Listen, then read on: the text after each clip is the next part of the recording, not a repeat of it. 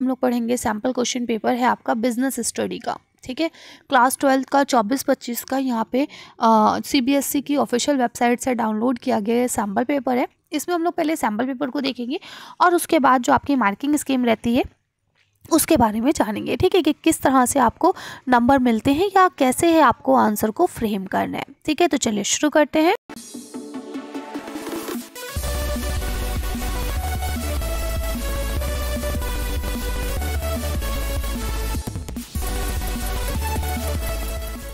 अब देखिए, यहाँ आप देख पा रहे हैं कि ये 3 घंटे का आपका पेपर रहेगा, 80 मार्क्स का होगा। ठीक है, इसके अलावा यहाँ पे आपको कुछ जनरल इंस्ट्रक्शन दिए गए हैं कि भाई इस पेपर में आपको 34 क्वेश्चंस मिलने वाले हैं।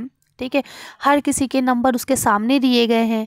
ठीक है, और इसके अलावा आपको यहाँ दिया गया है कि आंसर जो है वो आपको छोटे छोटे और टू द पॉइंट लिखने हैं। ठीक है, और यहाँ लिखा है कि क्वेश्चन 3 मार्क्स को कैरी करेंगे। ठीक है, तो वो आपको कम से कम 50 से 75 वर्ड्स में लिखने होंगे। ठीक है, जो 4 मार्क्स वाले क्वेश्चन होंगे वो तकरीबन 150 वर्ड्स में लिखने होंगे और जो 6 मार्क्स के क्वेश्चन होंगे वो तकरीबन 200 वर्ड्स में आपको देने होंगे। ठीक है, तो यहाँ पे आपको वर्ड्स लिमिट भी दे दी गई है कि किस तरह से आपको क्वेश्चंस फ्रेम करने हैं, कितने वर्ड्स में लिखने हैं। ठीक है, अब देखिए यहाँ पे आपको जो पहला क्वेश्चन दिया गया है ये आपका 1 नंबर का है, MCQ है ना। इसके बाद ऐसे ही अगर आप देखेंगे यहाँ पे आपका सेकंड क्वेश्चन भी आपका 1 नंबर का है और ये भी आपका MCQ है। ठीक है, ऊपर आपको पढ़ना है और उसके बाद नीचे आपको आंसर देने हैं। ठीक है, इसके बाद यहाँ पे असेशन और रीज़न का क्वेश्चन है। असेशन और रीज़न के क्वेश्चन में हमेशा याद रखिएगा कि असेशन जो होता है उसको बेस मान के आपको रीज़न को चेक करना है कि वो सही है या नहीं। ठीक है, असेशन जब आप देखते हैं तो कई बार क्या होता है कि असेशन ही गलत दिया हुआ होता है, तो अगर असेशन गलत है तो आप कह देंगे कि भाई दोनों ही गलत है। ठीक है, और रीज़न भी गलत हो तब। ठीक है, लेकिन कई बार क्या होता है असेशन तो गलत होता है लेकिन रीज़न ठीक होता है। ठीक है, तो आपको उस सिचुएशन में लिखना है कि असेशन गलत है लेकिन रीज़न ठीक है, ट्रू है। ठीक है, कई बार क्या होता है असेशन और रीज़न दोनों ट्रू होते हैं लेकिन वो उसका एक्सप्लेनेशन नहीं होता है। ठीक है, तो इस चीज़ को थोड़ा सा आप लोग ध्यान में रखेंगे और उसके बाद जवाब देंगे। ठीक है, अभी मैं आपको इसके आंसर शीट भी दिखाऊंगी ताकि आपको पता रहे कि किसका क्या जवाब है। फिलहाल आप लोग अपने आप से इन क्वेश्चंस को सॉल्व करने की कोशिश कीजिए और देखिए कि आप कितना खुद से कर पा रहे हैं। यहाँ पे ये सैम्पल पेपर लाने का मेन मकसद यही है कि आपको पता चल सके कि किस तरह के आपके क्वेश्चंस आएंगे, क्या उनकी मार्क्स रहने वाले हैं। ठीक है, और क्या उनका पैटर्न रहने वाला है। चौथा क्वेश्चन अगर आप देखें तो यहाँ पे आपको 2 स्टेटमेंट दिए गए हैं। अब आपको बताना है कि कौन सा स्टेटमेंट ठीक है, दोनों ठीक है या नहीं। ठीक है, यहाँ पे भी 5वां 6ठा ये सारे क्वेश्चन आपके MCQ के हैं जो कि आपको देखने हैं और सॉल्व करने हैं। ठीक है, 7वां क्वेश्चन। ठीक है, अब यहाँ पे जो लिखा होता है ना विजुअली इम्पेयर्ड कैंडिडेट्स, तो इसको याद रखिए, ये क्वेश्चन आपको नहीं करना है, ये ब्लाइंड पीपल्स के लिए होता है। ठीक है, 8वां क्वेश्चन फिर से आपका असेशन और रीज़न का है। ठीक है, 9वां क्वेश्चन, 10वां, ये सारे आपको पता है टोटल 20 क्वेश्चन आपके एक एक नंबर के आने वाले हैं जो कि आपके किस में होंगे, सारे आपके। देखिए ये मैचिंग है, इसको आप ध्यान में रखिए, ये जैसे मैचिंग है कि ये ए किससे मिलने वाला है। ठीक है, तो यहाँ देखिए ए 3rd से मिलेगा या ए 2nd से मिलेगा या ए 4th से मिलेगा, तो ये यहाँ आपको इसमें जवाब देना है। ठीक है, पहले यहाँ मैच कर लीजिए कि कौन सा किससे मिलने वाला है और उसके बाद उसमें से टिक कीजिए, जो आपको लग रहा है कि ये इससे मिल रहा है वही आपका ऑप्शन सही हो जाएगा। ठीक है, तो इस तरह से टोटल आपके 20 क्वेश्चन ऐसे आने वाले हैं जो आपके MCQ है। ठीक है, जिसमें मैचिंग भी आ गई है, रीजनिंग भी आ गई है ना, स्टेटमेंट वाले भी आ गए हैं, सब आ गए हैं। अब अगर हम बात करें 21, 22, देखिए इन सब में आपको क्या मिला हुआ है, ऑप्शन मिला हुआ है, चॉइस है आपके पास। ठीक है, कि आप चाहे तो ए कर ले चाहे बी। जब भी आपको ये और लिखा हुआ मिलता है इसका मतलब होता है कि आपको क्या करना है, दोनों में से कोई एक क्वेश्चन करना है। ठीक, इसके अलावा एक और इम्पॉर्टेंट पॉइंट हमेशा याद रखिएगा कि जितना ज़्यादा साफ और सीरियल वाइज आप क्वेश्चन आंसर्स करते हैं है ना, उतने ज़्यादा आपको नंबर मिलते हैं। क्योंकि देखिए एग्जामिनर जो है ना नंबर देने वाला नहीं होता है, उससे आपको नंबर छीनने पड़ते हैं। ठीक है, तो आप नंबर उससे कैसे छीन सकते हैं, उसका दिल जीत के, यानी आप बिल्कुल साफ साफ राइटिंग में लिखेंगे, जो क्वेश्चन पूछा जा रहा है टू द पॉइंट आंसर देंगे। ठीक है, कोई काटा पीटी नहीं करेंगे, फ्लूट का इस्तेमाल नहीं करेंगे, जो वाइटनर आप लोग लगाते हैं ये सब चीज़ें नहीं यूज़ करेंगे। ठीक है, और सबसे इम्पॉर्टेंट चीज़, कोई भी क्वेश्चन नहीं छोड़ेंगे, क्वेश्चन को सीक्वेंस में ही रखिएगा। ठीक है, कोई क्वेश्चन छोड़ने की ज़रूरत नहीं है। और देखिए मैं तो ये कहूँगी कि भाई अच्छे से खुद तैयारी करके जाए, चीटिंग वीटिंग के भरोसे रहना कोई अच्छी बात नहीं होती है, ठीक है। लेकिन फिर भी अगर आपको लगता है कि कुछ चीज़ें नहीं आती तो वो आप टीचर्स के साथ डिस्कस कर सकते हैं, है ना, क्योंकि थोड़ी बहुत वो आपको हेल्प कर देगा। लेकिन ज़रूरी नहीं है कि जो आपका इन्विजिलेटर हो वो आपके ही सब्जेक्ट का टीचर हो, है ना। तो इसलिए थोड़ा सा आप लोग घर से पढ़ के जाएंगे बढ़िया से एकदम, ठीक है।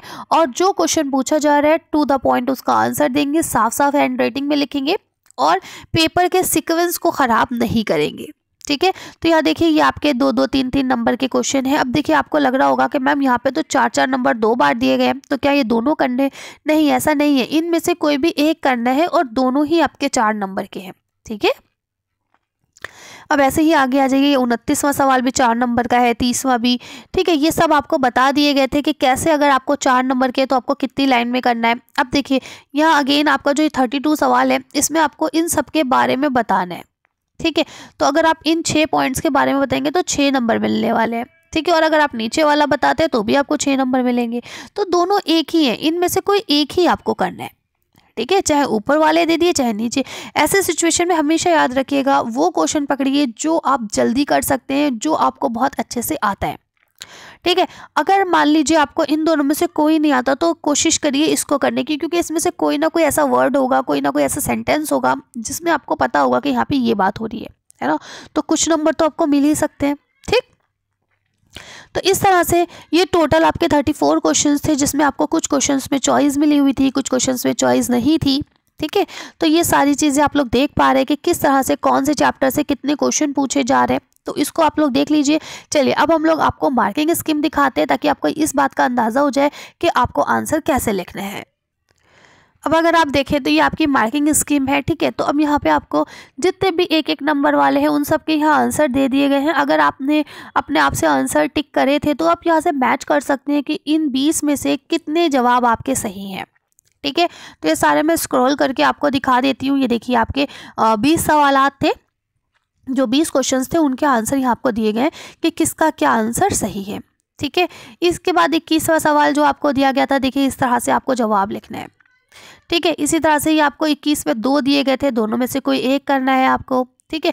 22 में भी आपको 2 दिए गए थे, कोई एक करना है आपको, ठीक है। यहाँ कैलकुलेशन का काम था आपको, ठीक है। रिटर्न और इन्वेस्टमेंट आपको देना था। तो ये देखिए ये आपका आधे आधे नंबर का कैसे आपको बताया है कि अगर आपने फॉर्मूला सही लगाया तो आधा नंबर मिल जाएगा, है ना। वैल्यू सही पुट करी तो आपको आधा नंबर मिल जाएगा, कैलकुलेशन सही करी तो फिर आपको आधा नंबर मिल जाएगा, है ना। तो इस तरह से यहाँ पे आपको दिया गया है कि किस तरह से आप आंसर को फ्रेम करेंगे तो आपको नंबर मिलेंगे, ठीक। तो ये सारी चीज़ें अगर आपको चाहिए है कि मैम हमें ये सैम्पल पेपर चाहिए है, तो देखिए मैंने वैसे तो आप लोग को एक शूट में बताया था कि आप कैसे इसे डाउनलोड कर सकते हैं, लेकिन अगर आपसे डाउनलोड नहीं हो रहा है तो आप लोग टेलीग्राम पे जाके इसे डाउनलोड कर लीजिएगा, वहाँ पे मैंने शेयर कर दिया है, ठीक है।